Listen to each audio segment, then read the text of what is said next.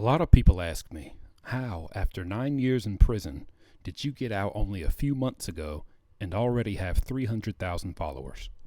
Well, number one is simply, I'm blessed. But if you came for a story, this one's been almost 10 years in the making. When I first set foot onto the prison yard, I had a hard time clicking with the white guys in that cell block. We just didn't vibe. All they talked about was coffee and things they've stolen from hardware stores in the past. Man, that thing was about this big. Hey, it was a Peterbilt too. The black guys always seemed to be having a way better time, but I just didn't really fit in, even though I made a few strong attempts. Hey! Guys playing poker? Hey, I think this one's bluffing. What you fellas got playing on the radio over here? I've heard this one before. It's Dolph!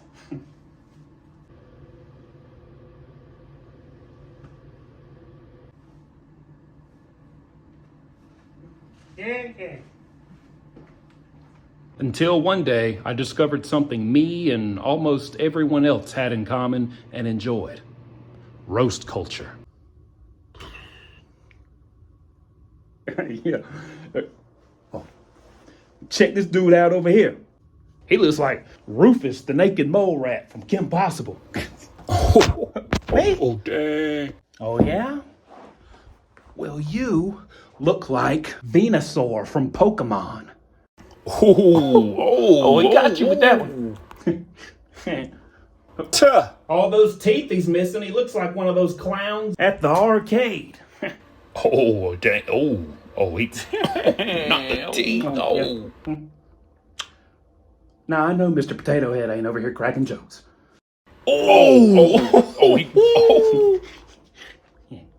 At the time, it was a way for us to laugh each day despite living in a place that's often joyless. And it gave me what every convict must have if they want to make it out of prison with their sanity. Something to look forward to. Fast forward a bit, and I'm still roasting with the best of them all day long. Damn, boy, I thought I was goddamn on the Space Jam court real quick. It even got to where people would turn right back around when they saw me with that look on my face. Sway, there he is, guy. People got sick of it, and something told me I was gonna have to give it a rest for a while. Hey, get that phone out on face, man. This shit getting out of hand. This was the only thing that made prison bearable for me, and now I was gonna have to find it elsewhere. So, I got my hands on a cell phone, and for the first time in years, logged in my old Facebook. Now, since memes didn't even exist during the last time I had logged in, it's hard to believe I would soon become what they call a meme lord. Problem was, memes are about relatability, and who on the average friends list could relate to the last 6+ years of my life? My memes stunk. So, I went back to the last time I remember having something in common with my friends on Facebook. High school. I made a meme about my old high school principal.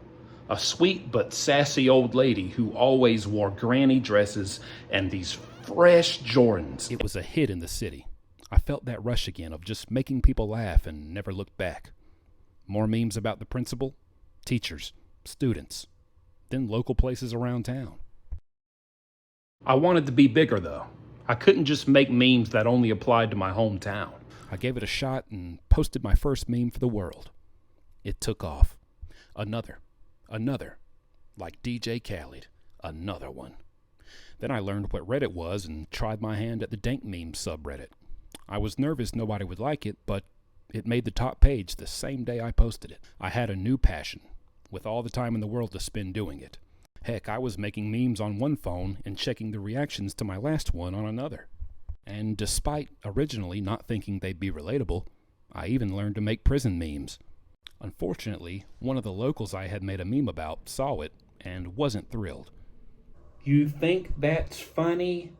Take the meme down now or I will call the warden at the prison and tell them you have a cell phone. You are absolutely right. I don't even know why I don't even know what I was thinking about that day. I just looked at the meme again. I think I was drunk or something. It wasn't even funny. But I am taking it down now. So at that point, I thought it'd be safe to change my Facebook name to an alias. Now, maybe because I was skinny back then with the smile of a horse, but I'd been called Pete Davidson by several people I knew. So I just went with that as my new Facebook name and continued to kill the meme game. Now, mind you, this is before Pete ever met Kim, and you can think what you want, but deep down, I like to believe. One day, Kim saw one of my memes and laughed so hard she pooted, checked who made it, saw Pete's name, and in that moment, the way was paved for Pete to eventually get Kim. Pete, you're welcome, and you owe me one.